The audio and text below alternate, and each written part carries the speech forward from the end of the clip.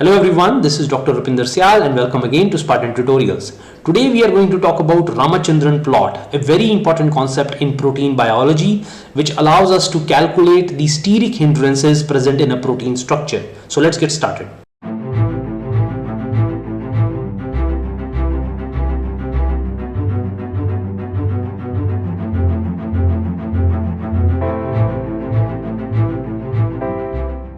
Now to discuss Ramachandran plot, first we need to discuss the nature of the peptide bond a little bit, because the peptide bond is an unusual type of bond. Although technically or chemically speaking it is an amide bond, but it has some weird characteristics. So Linus Pauling and Robert Corey actually looked at the X-ray diffraction data for dipeptides and small peptides. So what they found was that the bond length of carbon oxygen bond is slightly longer than is expected, because carbon oxygen bond is technically is double bond, but it is slightly longer than found in other compounds. And similarly the NH bond is also slightly shorter as compared to the simple amines. So they hypothesized that maybe there is some resonance going on here, and that's what they proposed.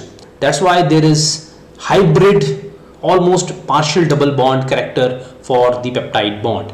Okay, and what does that lead to? That leads to this whole structure being a rigid board. It's like a single plane. All the atoms, they are in a single plane. So this is the model that they proposed. So from the crystal structure studies of multiple proteins, now we know that the peptide bond and the associated atoms, there are 6 atoms here, the alpha carbons, carbon, oxygen, nitrogen and hydrogen, all of them, they lie in a single plane, and there is not a lot of movement which is allowed for these atoms. And the peptide bond is usually a trans-peptide bond because of the steric hindrance. The alpha carbons of 2 amino acids, they are usually placed on a trans side rather than on the same side, which is the cis side, because of the steric hindrance. If we look at the cis peptide group, you can see that the R groups, if they are even a little bit bulky than the glycine, which is the simplest, they will bump into each other, and that's why this is kind of not favored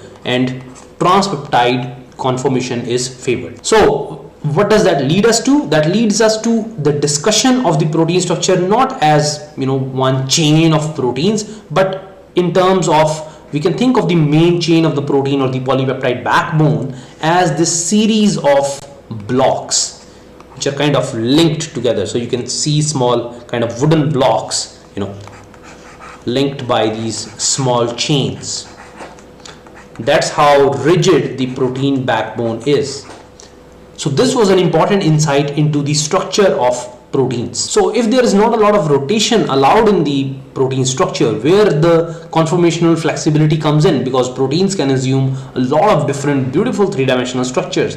So actually it turns out that there is some flexibility, and that flexibility is around the nitrogen and carbon alpha bond, also between the carbon alpha, the alpha carbon, and the carbon of the peptide bond.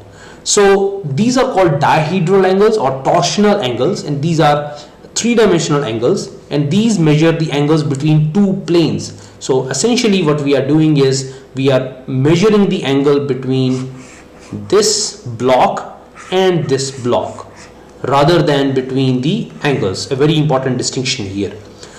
The NC alpha bond, nitrogen C alpha bond, is also referred to as phi, and C and C alpha bond is referred to as psi. Okay, so these are the 2 dihedral angles. To look into it into more detail, and I think there is some confusion among students regarding the dihedral angles, it is important to look at it in living 3D structure. Okay, so let's look at that. Okay, so we have a peptide here. We have alanine, as you can see here. This is a peptide and this is a dipeptide. Nitrogen is blue. This dark carbon is the alpha carbon. This light gray is simple carbon of peptide bond. This red is oxygen, so CONH, and this is another C alpha. This is another C alpha. There are two peptides here, two amino acids joined by a peptide bond. So this is CONH, this is one peptide bond, this is CONH, another peptide bond. Okay, so the NC alpha, this is the phi angle we are talking about. So let's see how it changes if we change the value. Currently, if we look at the planes, so this is how the angles look like. So if we look at the planes, so you can see that we can rotate this.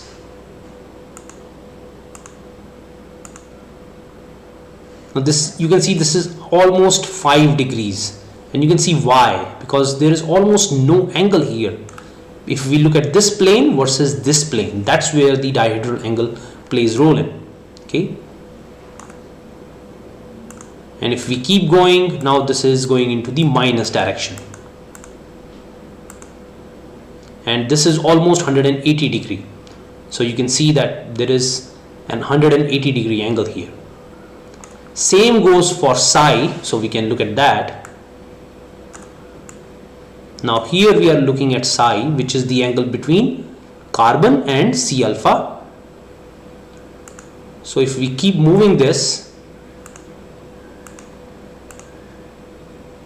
so for example, this is at right angle to the plane.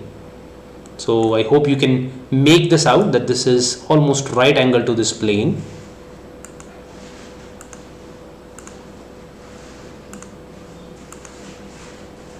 And this is almost 0 degree, 5 degree, this is almost 0 degree. So this is the concept of dihedral angles. It's about these two planes interacting with each other, and the angle between the planes is the dihedral angle. Now coming to Ramachandran plot. What is Ramachandran plot? So G and Ramachandran at V and V Sasisekharan, both working at University of Madras, looked at the conformation of different proteins, and they found out what is the steric hindrance for the R group. As we just talked about, the trans peptide is much more sterically allowed than the cis peptide group. So similarly, these dihedral angles, all of them are not allowed, and actually most of them are not allowed because of the steric hindrance. So they plotted the values of phi and psi on x and y axis respectively, and they found out what are the allowed angles. And you can see this is the light yellow region. This is not allowed because of steric hindrance. Actually 77% of the area of the Ramachandran plot is not allowed for polypeptide chain. It is conformationally inaccessible. But there are other areas which are allowed. The stronger blue regions, for example here, these are very much allowed.